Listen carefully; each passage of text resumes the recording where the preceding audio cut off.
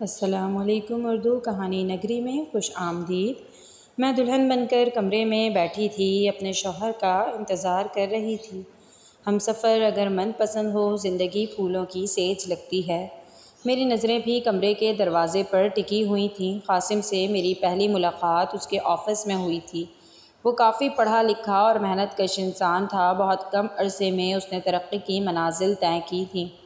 میں اسی کے آفس میں جاب کے لیے گئی تھی۔ انٹرویو دینے میرے علاوہ اور بھی بہت سی لڑکیاں آئی تھیں اور مجھ سے زیادہ تعلیمی یافتہ اور نوکری کا ایکسپیرینس بھی رکھتی تھیں، لیکن قاسم نے نوکری مجھے دی تھی۔ اسے اپنی پرسنل سیکرٹری کے طور پر ایک لڑکی کی ضرورت تھی۔ حالانکہ انٹرویو کے دوران میں نے کوئی بھی جواب ڈھنگ سے نہیں دیا تھا، لیکن پھر بھی مجھے نوکری پر رکھ لیا گیا۔ شاید اس کی وجہ میرا بے پناہ حسن تھا۔ میں بے حد حسین تھی۔ اس بات کا اندازہ مجھے کچھ ہی دنوں میں ہو گیا، کیونکہ قاسم کی نظر ہر وقت مجھ پر ہی ٹکی رہتی تھی۔ مجھے ایک ہی مہینہ وہاں کام کرتے ہوئے تھا کہ اس نے مجھے پرپوز کر دیا۔ میرے لیے تو یہ میری بہت بڑی خوش قسمتی کہیے، اسی لیے میں نے انکار نہیں کیا۔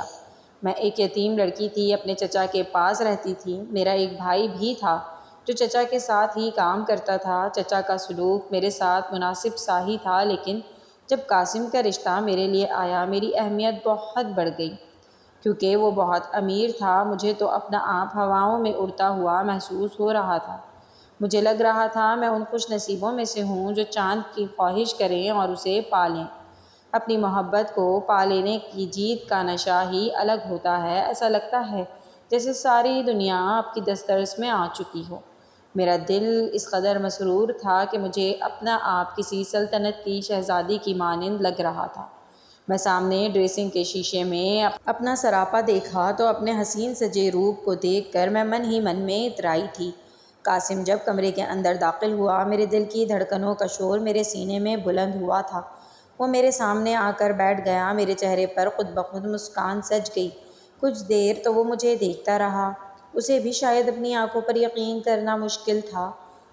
کہنے لگا کہ مجھے یقین نہیں آ رہا کہ تم میرے سامنے بیٹھی ہو۔ اس نے میرا ہاتھ تھاما اور مجھے ہیرے کی انگوٹھی پہنائی۔ قاسم کا بنگلہ بہت بڑا تھا، مجھے تو لگتا تھا کہ وہ اکیلا ہی رہتا ہے۔ اس نے میرے چچا کو یہی کہا تھا کہ اس کے والدین انتقال کر چکے ہیں۔ شروع کے چند دن تو وہ میرے قاسم کے ساتھ بہت ہی خوبصورت خواب کی طرح گزرے۔ ایک دن میں نے ناشتہ کر کے لاؤنج میں بیٹھی ٹی وی دیکھ رہی تھی کہ ایک کمرے میں سے ایک نقاب پوش کو نکلتے دکھا۔ میرے ہوش ہی اڑ گئے۔ بلا شبہ مجھے یہی ہوا کہ وہ چور ہے۔ اس سوچ نے تو میری جان ہی نکال دی تھی۔ میں ڈر کر گھر کھڑی ہو گئی۔ وہ بھی مجھے ہی دیکھ رہا تھا۔ میں نے چور چور کی صدا بلند کر دی، لیکن وہ شخص مجھے دیکھ کر بوکھلا سا گیا۔ اس نے جلدی سے میرے منہ پر ہاتھ رکھ دیا۔ کہنے لگا، کون ہے چور؟ میں چور نہیں ہوں، آپ کیوں شور مچا رہی ہیں؟ اس نے یہ کہہ کر میرے منہ سے ہاتھ ہٹا دیا۔ اسے دیکھ کر پہلے تو میں گھبرا گئی کہ یہ کون ہے جو دن دہاڑے میرے گھر میں گھس آیا ہے۔ میں نے کہا، کون ہو تم؟ کہنے لگا، بھابھی میں آپ کا دیور ہوں۔ میں نے کہا، کیوں جھوٹ بول رہے ہو اور خود سے رشتہ جوڑ لیتے ہو؟ مجھ سے تو قاسم نے کبھی ذکر نہیں کیا کہ اس کا کوئی بھائی بھی ہے۔ کہنے لگا کہ میں صرف اپنے کمرے میں ہی رہتا ہوں اور کل ہی لندن سے لوٹا ہوں۔ پھر بھی میں بے یقین تھی۔ وہ مجھ سے کہنے لگا، آپ قاسم سے پوچھ لیجئے گا۔ یہ کہہ کر وہ اپنے کمرے میں واپس چلا گیا۔ میں نے گھر کے ملازمین سے یہ بات پوچھی تو وہ کہنے لگے کہ قاسم، دانش دونوں جڑواں بھائی ہیں۔ رات کو میں نے جب قاسم سے یہی بات کی تو وہ کہنے لگے دانش اس کا بھائی ہے۔ دانش کا چہرہ بچپن میں ہی جھلس گیا تھا، کیونکہ ان کے گھر پر آگ لگ گئی تھی جس میں ان کے والدین بھی جل کر مر گئے۔ اسی حادثے میں دانش کا چہرہ بھی جل گیا، بس قاسم ہی بچ گیا تھا۔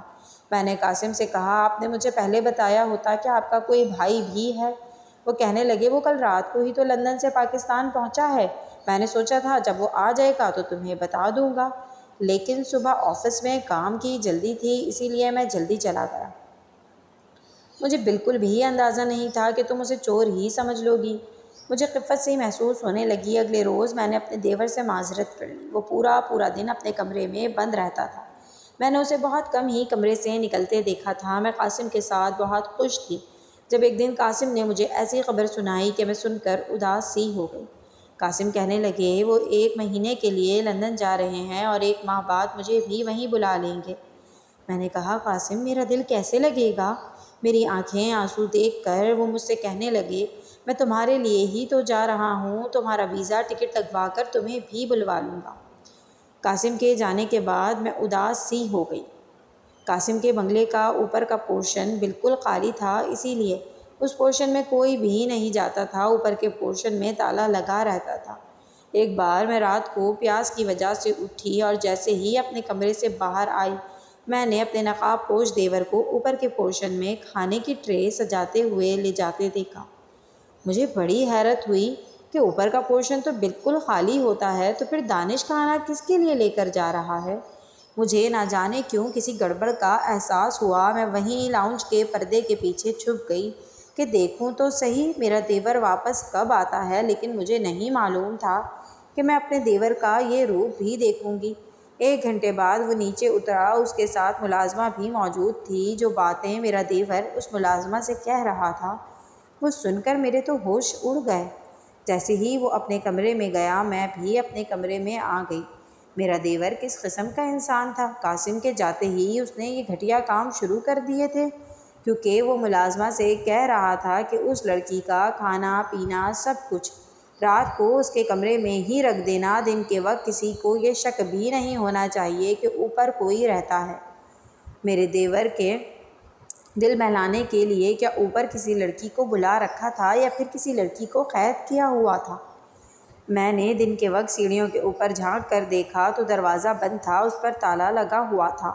ملازمہ اس وقت کام کر کے اپنے کوارٹر میں جا چکی تھی، اس لیے میں نے گھر کی چابیاں دراز سے لیں اور محتاط نظروں سے خالی لاؤنج کو دیکھا اور اوپر کا زینہ چڑھ گئی۔ میرے دل میں یہ خوف بھی تھا کہ میرا دیور کہیں آتا جاتا نہ تھا، ہر وقت اپنے کمرے میں رہتا تھا، اپنے کمرے سے باہر ہی نہ نکل آئے۔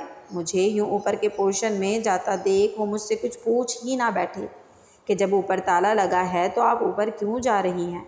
میں نے اوپر کے تالے کی چابیاں لگانی شروع کیں، لیکن ان میں سے ایک بھی چابی اوپر کے تالے پر نہیں لگی۔ مجھے یہ شک ہونے لگا کہ یقیناً اس کی چابی میرے دیور کے کمرے میں ہوگی۔ میں مایوس ہو کر نیچے اتر آئی۔ مسئلہ تو یہ تھا کہ میرا دیور پورا دن اپنے کمرے سے باہر ہی نہیں نکلتا تھا۔ میں یہ سوچ رہی تھی کہ یہ کہیں جائے تب میں جا کر اس کے کمرے کی تلاشی لوں، تاکہ مجھے یہ پتہ چل سکے کہ اوپر اس نے کس لڑکی کو قید کر رکھا ہے۔ ایک شام میں نے اس کے کمرے کے دروازے کو ناک کیا۔ اس نے اندر سے ہی پوچھا کون ہے؟ میں نے کہا میں ہوں۔ میری آواز سن کر اس نے کچھ دیر بعد دروازہ کھول دیا، مجھے استفہامیہ نظروں سے دیکھنے لگا، کہنے لگا جی کہیے بھابھی۔ میں نے کہا اگر تم کچھ دیر کے لیے اپنے کمرے سے باہر آ جاؤ تو میں تمہارے کمرے کی اچھی طرح سے صفائی کروا دوں۔ میری بات پر اس نے مجھے خاموشی سے دیکھا تھا، پھر کہنے لگا آپ میرے کمرے اور میرے کاموں کی فکر مت کیا کریں، میں اپنے کمرے کی صفائی خود کروا لوں گا۔ میں خاموشی سے واپس پلٹ آئی۔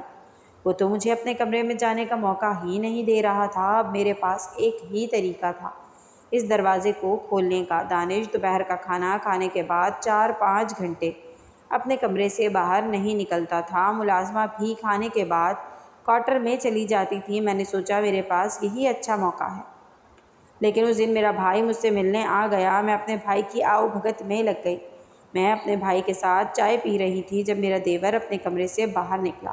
اسے دیکھ کر بھائی نہ جانے کیوں کچھ پریشان سا ہو گیا تھا، جلدی سے چائے پی کر چلا گیا۔ چند دن بعد میں نے ٹول باکس اٹھایا اور اوپر کے پورشن میں چلی گئی۔ پیچکس نکال کر تالا کھولنے کی کوشش کرنے لگی، لیکن وہ تالا کھلنے کا نام ہی نہیں لے رہا تھا۔ میں ایک کے بعد ایک پیچکس تالے پر لگا کر اسے کھولنے کی کوشش میں مگن تھی جب میری نظروں کے سامنے اوپر کے پورشن کے تالے کی چابی کسی نے لہرائی تھی۔ میں نے یکدم گھبرا کر پیچھے پلٹ کر دیکھا تو میرے قدموں تلے زمین ہی نکل گئی۔ دانش میرے پیچھے ہی کھڑا تھا۔ اسے دیکھ کر میرا دل دھڑکنا ہی بھول گیا۔ وہ مجھے بڑی سخت نظروں سے دیکھ رہا تھا، کہنے لگا آپ اسے ہی ڈھونڈنے کی خاطر میرے کمرے میں آنا چاہتی تھیں؟ میں بری طرح سے اس کے سامنے نروس ہو گئی۔ میرا منہ گھبراہٹ کے مارے کچھ بھی نہیں کہہ پا رہا تھا۔ میں نے کہا نہیں، میں تو صفائی ہی کروانا چاہتی تھی۔ پل بھر میں پسینے سے شرابور ہو چکی تھی۔ میں نے اپنے ماتھے پر آنے والا پسینہ پونچھا تھا۔ وہ کہنے لگا تو پھر یہاں چوروں کی طرح تالا کھولنے کا کیا مقصد ہے؟ میں بری طرح سے پھنس چکی تھی، سمجھ نہیں آ رہا تھا کہ اب کیسے اس بات کو سنبھالوں۔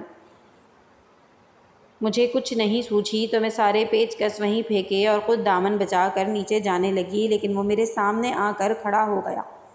میں اس کے سامنے نظریں بھی نہیں اٹھا پا رہی تھی کیونکہ میری چوری تو پکڑی گئی تھی۔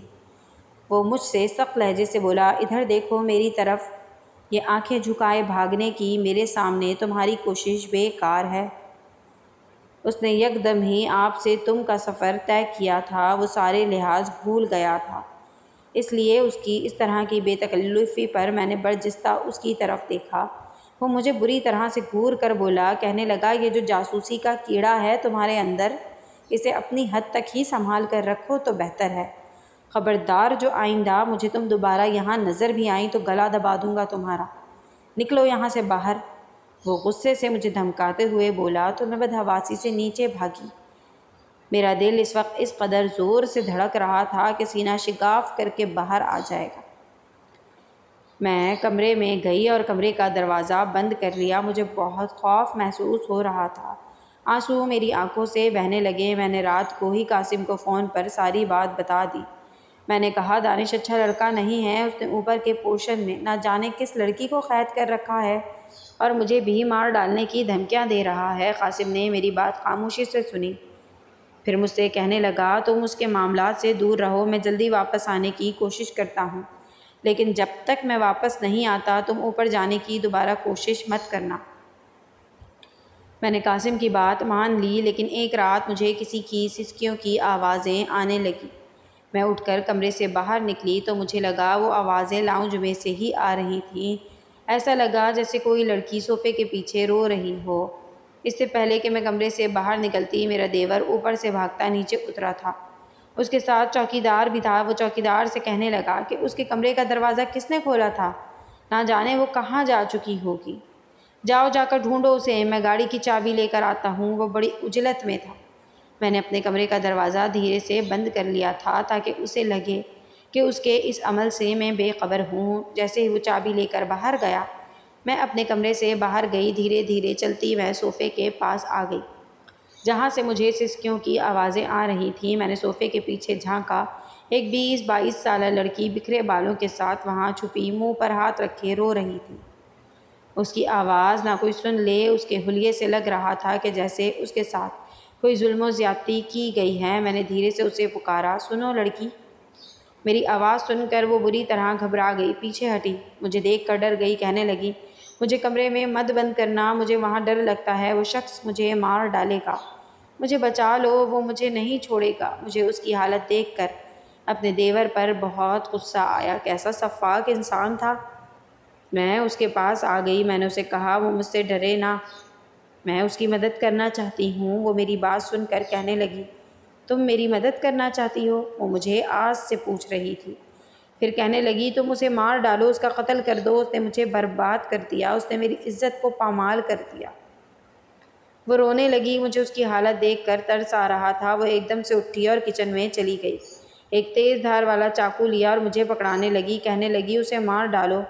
میں تو اس کی اس قسم کی دیوانگی پر بوکھلا کر رہ گئی۔ وہ مجھے زبردستی چاقو تو پکڑوا رہی تھی، لیکن میں اپنے ہاتھ پیچھے کرنے لگی۔ پھر وہ مجھ سے کہنے لگی، ٹھیک ہے، تم اسے اگر نہیں مارو گی تو میں خود کو مار ڈالوں گی، مجھ سے یہ اذیت برداشت نہیں ہوتی۔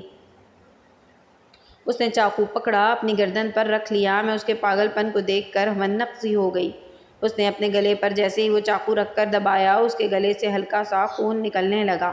میں نے فوراً اس کے ہاتھ سے وہ چاقو چھینا، لیکن نہ جانے اس لڑکی میں کہاں سے اتنی جان آ گئی تھی کہ وہ میرے قابو سے باہر ہو گئی۔ مجھے دھکے دینے لگی، کہنے لگی، تم بھی اس شخص کے ساتھ ملی ہوئی ہے، میں تم کو مار ڈالوں گی۔ وہ اب چاقو پکڑے مجھ پر وار کرنے لگی تھی کہ اچانک سے دروازہ کھل گیا۔ سامنے دانش نقاب میں کھڑا تھا۔ اس نے جلدی سے آ کر مجھے پیچھے کیا، اس لڑکی کے ہاتھ سے چاقو چھیننے لگا۔ وہ لڑکی کہنے لگی، چھوڑو مجھے دانی، یہ لڑکی اس شخص کے ساتھ ملی ہوئی ہے جس نے مجھے برباد کیا، میں اسے نہیں چھوڑوں گی۔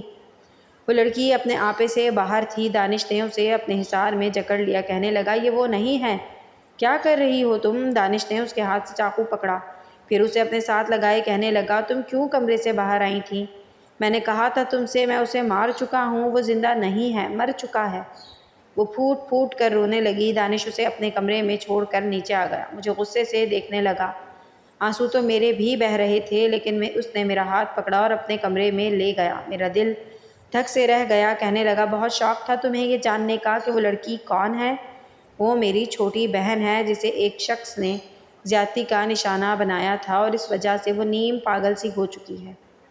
اسی لیے اسے اوپر کے کمرے میں بند کر کے رکھا تھا کہ اگر اسے کھلا چھوڑا تو یا خود کو مار ڈالے گی یا سامنے والے کو۔ مجھے لگا میں نے اس کی آواز پہلے سن رکھی ہے، جیسے وہ آواز میرے لیے اجنبی نہیں ہے۔ میں ایک قدم آگے بڑھی اور وہ نقاب اتار دیا۔ جیسے ہی میں نے وہ نقاب اتارا میرے ہوش اڑ گئے۔ وہ تو قاسم تھا، میرا شوہر۔ اس کے چہرے پر کوئی نشان نہ تھے۔ میں نے کہا، آپ قاسم ہیں تو پھر؟ وہ بولا، ہاں میں قاسم ہوں۔ میں نے کہا، اگر آپ ہی یہاں تھے تو پھر وہ دانش؟ وہ کہنے لگے، دانش کوئی نہیں ہے۔ میں نے تم سے چہرہ اس لیے چھپا کر رکھا کیونکہ مجھے تمہارے بھائی کو اس کی غلطی کا احساس نقاب پہن کر دلانا تھا، کیونکہ اس نے یہی نقاب پہن کر میری بہن کی عزت کو پامال کیا تھا۔ میں نے بھی تم سے بدلہ لینے کے لیے شادی کی تھی تاکہ قاسم کو روپوش کر کے دانش بن کر تمہارے ساتھ وہی سب کچھ کروں جو تمہارے بھائی نے میری بہن کے ساتھ کیا، تاکہ تمہیں روتا تڑپتا دیکھ کر اسے اپنی غلطی کا احساس ہو سکے۔ لیکن میں ویسا نہیں بن پایا، اسی لیے میں تم سے سچی محبت کر بیٹھا تھا۔ یہ سن کر میں رونے لگی۔ میرا بھائی ہی میری نند کی حالت کا ذمہ دار تھا، اس لیے میں نے اسے اپنے بھائی سے نند کی شادی کروا دی۔ کچھ عرصے بعد وہ پہلے سے بہت بہتر ہو گئی، کیونکہ میرا بھائی اس کا بہت خیال رکھنے لگا تھا اور وہ میرے شوہر اور نند سے بھی معافی مانگ چکا تھا۔ ایسی ہی سبق آموز اور سچی کہانیاں دیکھنے کے لیے ہمارے چینل کو سبسکرائب کیجیے۔ ویڈیو پسند آئی ہو تو لائک کا بٹن دبانا نہ بھولیے گا۔